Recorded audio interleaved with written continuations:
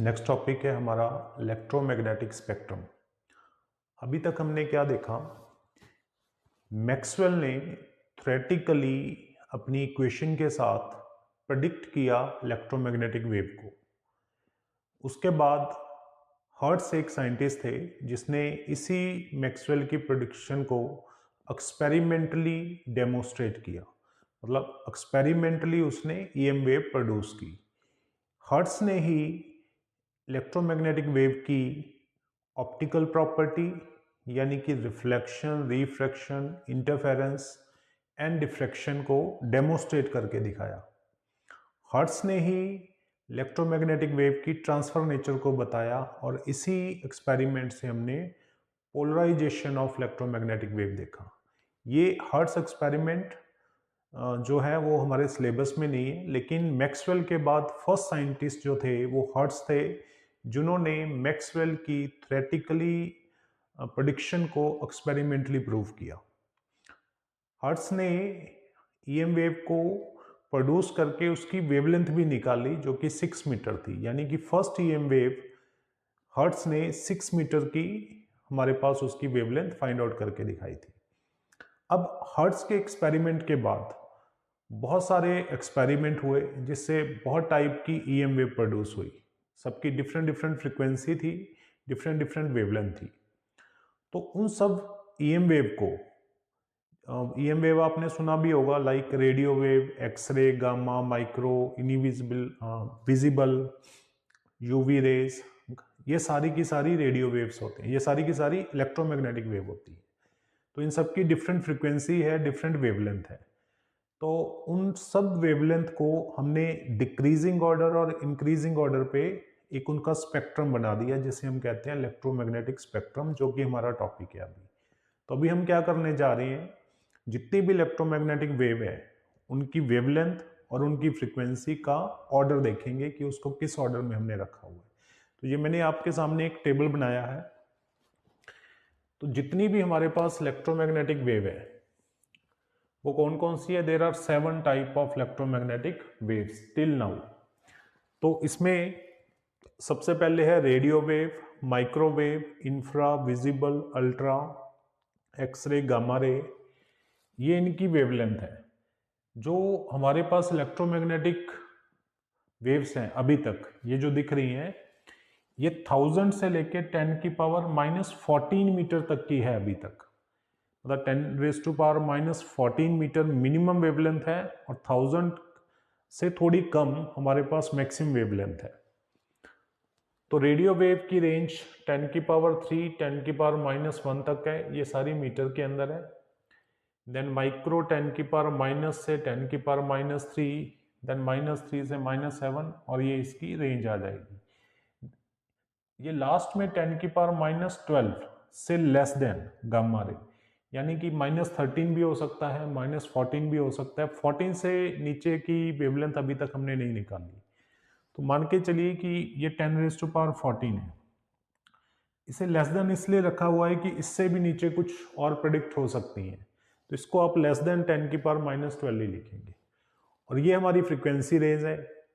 Radio wave की frequency 10⁻5 है जो सबसे मिनिमम है, और मैक्सिमम गामा की है जो कि 10⁻23 है। बाकी ये सारी रेंज है। अब ये टेबल तो आप बना लोगे, कॉपी पे लिख लोगे। क्वेश्चन जो आता है, इस रेंज में से कोई भी रेंज उठा के दे देंगे आपको और आपसे कहेंगे कि इसका नाम बताइए। प्रॉब्लम यहां पे होती है। और प्रॉब्लम ये भी होती है कि ये हमें यही नहीं याद रहते। तो इनको याद करने की एक स्मॉल ट्रिक है जो मैं अभी आपको बता रहा हूं। जस्ट 20-25 सेकेंड की ट्रिक है। जब भी ये क्वेश्चन आए आप उस ट्रिक के अकॉर्डिंग चलिए, आपका क्वेश्चन सॉल्व हो जाएगा। जैसे अब पहले इसको कैसे याद रखें, तो इसके लिए ये आर ले लो, M, I, V, U, X और गामा। आर को कहेंगे हम रवि, एम को कहेंगे मस्ट, आई को कहेंगे इन्वेस्टिगेट, वी को कहेंगे वेरी, यू को कहेंगे यूजफुल, एक्स को कहेंगे वही एक्सरे, जी को कहेंगे glass. Ravi must investigate very useful X-ray glass. ये याद रखने का मेथड है। Ravi must investigate very useful X-ray glass. तो इससे अगर हम ऐसे याद रखेंगे तो हमारे याद हो जाएगा। ये लाइन बन गई एक, रवि मस्ट कई बार इन्वेस्टिगेट बच्चों को याद नहीं रहता, तो आप इसको ऐसे भी लिख सकते हैं, इंस्पेक्ट, है ना, ये ज्यादा बेटर वर्ड है। Ravi must inspect very useful X-ray glass. तो अगर आप इसको इस वे में याद रखोगे तो ये टेबल बन जाएगा। अच्छा, अब दूसरी बात, अब यहां पे वेवलेंथ है, इस वेवलेंथ को हम कैसे देखेंगे?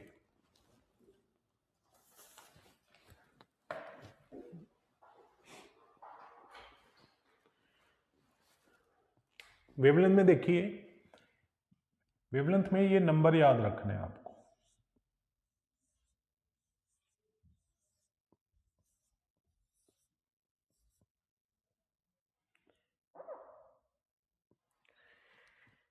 वेवलेंथ जो है आप देखोगे कि ये डिक्रीज हो रही है, इतना आपको पता होना चाहिए, ये डिक्रीज हो रही है वेवलेंथ या फ्रीक्वेंसी इंक्रीज हो रही है। तो इस नंबर को आप कैसे लिखोगे? देखो, आप इसको लिख लो 1000 1 3 7 7 9 12 12 के बाद लिखने की जरूरत नहीं, ये सारे नंबर नेगेटिव में है। आप इसको अगर एक यहां पे लाइन में लिखोगे 1000 1 3 7 7 9 12, ये सारे नेगेटिव हैं, यानी 10 की पावर में है जी। तो अगर आप ये पूरी लाइन लिख पाओ इधर की, अगर ये नंबर है जैसे 1000 है, 1000 यहां से स्टार्ट होता है, फिर -1 ये, तो ये पहला वर्ड हो गया, -1 से -3, -3 से -7, -7 से -7, -7 से -9, -9 से -12, और उसके बाद इससे लोएस्ट होती है वो -14 तक हम लिखते हैं। एक नंबर आप और ऐड कर सकते हो, वैसे जरूरत नहीं है, इसी रेंज में हमें क्वेश्चन पता लग जाएगा। एक तो आपको ये लाइन याद रखनी है, एक वो नंबर याद रखना है, 1000 1 3 7 7 9 12, और ये डिक्रीजिंग है, इतना पता होना चाहिए। और इस वे में कैसे याद रखोगे आप? वही यहां से नंबर ले लो, 20 23 20 17 14 14 11 9 और 5, क्योंकि यहां पे फ्रीक्वेंसी जो हो रही है वो नीचे से बढ़ रही है, ठीक है। यहां ऊपर से कह दोगे कि फ्रीक्वेंसी ऐसे बढ़ रही है, सॉरी मैं गलत कह गया, फ्रीक्वेंसी क्या हो रही है? बढ़ रही है यहां पे। तो नंबर क्या बना ये? 5 9 11 14 14 17 20 23। तो 5 9, फिर 9 to 11, 11 to 14, 14 to 14, 14 to 17, 17 to 20, फिर 18 to 23। हाँ, यहाँ पे देखिए, अब यहाँ पे थोड़ी सी गड़बड़ हो जाती है कि यहाँ 17 to 20 तक तो आ गए, लेकिन फिर हमें 20 to 23 जाना है, लेकिन ये 18 से जा रहा है। तो पहले गड़बड़ इसलिए हुई है यहाँ पे कि कई बार क्या होता है, ईएम वेव को जब हम प्रोड्यूस करते हैं वो दो अलग अलग मेथड से प्रोड्यूस होती है। इस मेथड ने जो दी वो 20 से 23 दी, दूसरे मेथड ने दी वो 18 से 23 दी। तो यहाँ पे बस थोड़ा सा आपको ध्यान रखना है, ठीक है। तो मेरे ख्याल से फर्स्ट सेकंड ये नंबर क्या हो रहा है? डिक्रीज हो रहा है। थर्ड नंबर हमारा ये हो गया जो कि हमारा इंक्रीज हो रहा है, दिख भी रहा है 5 9 और सब पॉजिटिव है।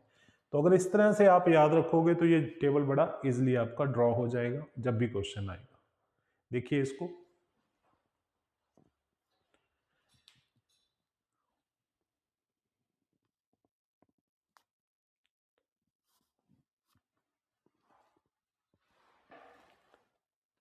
अब हम देखेंगे यूज ऑफ 7 इलेक्ट्रोमैग्नेटिक वेव। तो ये यूज है, use of EM wave and production. अब हमने ईएम वेव के फ्रीक्वेंसी और वेवलेंथ को देखा है। अब ईएम वेव को हम कहाँ कहाँ यूज कर सकते हैं और ईएम वेव कैसे प्रोड्यूस होती है, इसको टर्म बाय टर्म देखेंगे। रेडियो वेव्स, रेडियो वेव कैसे प्रोड्यूस होगी? ये ऑसिलेशन से प्रोड्यूस होती है। जब एल और सी सर्किट को हम ज्वाइन करेंगे उसमें ऑसिलेशन जो आएगा वहाँ से हमारी ईएम वेव प्रोड्यूस होती है। ईएम वेव को हम कम्युनिकेशन के लिए यूज़ करते हैं, चाहे वो ग्राउंड कम्युनिकेशन है, चाहे वो स्काई कम्युनिकेशन है, चाहे वो सैटेलाइट कम्युनिकेशन है, टीवी ब्रॉडकास्टिंग है, रेडियो ब्रॉडकास्टिंग है, सब में रेडियो वेव यूज़ होती है। रेडियो वेव के भी आगे काफ़ी टाइप्स होते हैं उनकी फ्रिक्वेंसी को लेके, वो भी हमारे सिलेबस का पार्ट नहीं है, वो कम्युनिकेशन सिलेबस हुआ करता था उसमें हम देखते हैं। रेडियो वेव के भी आगे काफ़ी पार्ट होते हैं, लेकिन मेन रेडियो वेव ही है जो हमारा कम्युनिकेशन के लिए हम उसको यूज़ करते हैं। सेकंड हमारा है माइक्रोवेव। माइक्रोवेव वैक्यूम ट्यूब होती हैं स्पेशल, जैसे कि गन डायोड, इससे माइक्रोवेव प्रोड्यूस होती है, जिसका यूज़ हम करते हैं रडार सिस्टम में। कोई प्लेन जा रहा है, अगर उसको फाइंड आउट करना है देन वी यूज़ माइक्रोवेव। जब क्रिकेट की बॉल होती है या फिर हम कह दें टेनिस बॉल होती है, उसकी स्पीड को चेक करने के लिए हम माइक्रोवेव फ्रिक्वेंसी यूज़ करते हैं। ऑब्वियसली कुकिंग में यूज़ करते हैं। मूवमेंट ऑफ ट्रेन, अगर कोई ट्रेन जा रही है जैसे मेट्रो ट्रेन है, उसको ट्रैक करने के लिए भी माइक्रोवेव का यूज़ होता है। फिर आता है इंफ्रारेड, जिसे हीट वेव भी कहा जाता है। हीट वेव इसलिए कहा जाता है कि जहाँ पे भी इंफ्रारेड जिस बॉडी पे भी पड़ेगी वो गर्म हो जाती है, इसीलिए इसे हीट वेव कहा जाता है। तो ये हॉट बॉडी से ही प्रोड्यूस होती है। Infrared always produce from hot body, not very hot body, जो गर्म बॉडी है वहाँ से इंफ्रारेड निकलेंगी। तो इसको हम थेरेपी में यूज़ करते हैं, फिजियोथेरेपी के अंदर। सोलर सेल में यूज़ होता है, क्योंकि सोलर सेल जो होता है सन से एनर्जी लेता है और वो इलेक्ट्रिसिटी प्रोड्यूस करता है, तो वहाँ पे भी इस रे का यूज़ होता है। फ्रूट को डिहाइड्रेट करने के लिए भी हम इसका यूज़ करते हैं। वेदर फोरकास्टिंग में भी यूज़ होता है इसका। अब जो पुरानी दीवारें होती हैं उनमें सीक्रेट राइटिंग लिखी होती है, उस सीक्रेट राइटिंग को भी रिवील करने के लिए हम इंफ्रारेड रे यूज़ करेंगे। केमिकल की प्योरिटी को चेक करने के लिए भी इंफ्रारेड का यूज़ होता है। फिर आता है विजिबल लाइट। विजिबल लाइट वो लाइट होती है जो ह्यूमन बॉडी देख सकती है। ये एटॉमिक एक्साइटेशन से प्रोड्यूस होता है, मतलब जब कोई इलेक्ट्रॉन अपने ऑर्बिट से एक्साइट करके ऊपर को जाता है तब ये रेज निकलती है, जिसे हम देख सकते हैं। इसमें अलग अलग कलर भी निकलते हैं, जो आगे जाके एटम चैप्टर में हम पढ़ेंगे। तो इसको फोटोग्राफी और एस्ट्रोनॉमी में यूज़ करते हैं। किसी भी चीज़ की पिक्चर लेनी है तो वहाँ पे विजिबल लाइट होनी चाहिए। एस्ट्रोनॉमी यानी बड़ी बड़ी हैवी बॉडी को चेक करने के लिए हम विजिबल लाइट का यूज़ करते हैं। फिर आता है UV ray. UV ray specially जो होती है सन से आती है, या कुछ स्पेशल लैंप बने हुए हैं, या बहुत ज़्यादा गर्म बॉडी जो है वहाँ से भी यूवी रे निकलती है। यूवी रे का यूज़ हम करते हैं बर्गलर अलार्म के लिए, आई सर्जरी के लिए, kill germs in water, UV water purifier घरों में लगे होते हैं। बैक्टीरिया इन सर्जिकल इंस्ट्रूमेंट को डिस्ट्रॉय करने के लिए भी यूज़ करते हैं। जितने बैक्टीरिया लगे होते हैं सर्जिकल इंस्ट्रूमेंट पे, वहाँ पे यूवी लाइट फेंक दीजिए, वो सब जर्म्स उससे खत्म हो जाते हैं। फिर आता है एक्सरे। इनकी हाई पेनिट्रेटिंग पावर होती है। ये कैसे प्रोड्यूस होगी? जब हाई स्पीड इलेक्ट्रॉन को स्टॉप करेंगे हम high atomic number of metal से, कोई मेटल है जिसका एटॉमिक नंबर बहुत ज़्यादा है, वहाँ पे हाई स्पीड इलेक्ट्रॉन स्ट्राइक कर दे तो वहाँ से हमारा एक्सरे निकलेगा। तो एक्सरे का यूज़ सर्जरी में यूज़ करते हैं हम, इंजीनियरिंग में भी यूज़ करते हैं, लाइक हमने कोई इंस्ट्रूमेंट बनाया, अगर उसमें कहीं पे कोई फॉल्ट है तो वहाँ पे एक्सरे का यूज़ होता है। रेडियोथेरेपी के अंदर भी हम एक्सरे को यूज़ करते हैं। तो बेसिकली इसका मेडिकल पर्पज में ज़्यादा यूज़ है। लास्ट हमारे पास आता है गामा। गामा एक हाई एनर्जेटिक पार्टिकल होता है, इसमें बहुत ज़्यादा एनर्जी होती है। ये मेनली न्यूक्लियर सबस्टेंस से निकलता है। जब भी हम न्यूक्लियस को तोड़ेंगे न्यूक्लियर एक्शन में, तब गामा रे निकलती है। गामा का जो मेन यूज़ है वो कैंसर के लिए है, या एटॉमिक न्यूक्लियस की स्ट्रक्चर को फाइंड आउट करने के लिए भी हम गामा रे यूज़ करते हैं। तो ये कुछ मैंने यूज़ और प्रोडक्शन आपको बताए हैं, लेकिन इनके और भी काफ़ी यूज़ हैं, वो मैं डिस्क्रिप्शन में डाल रहा हूँ। तो वो सारे आप यूज़ एक बार देख लीजिए, यूजेस पक्का एग्जाम के अंदर पूछे जाते हैं। देखिए इसको,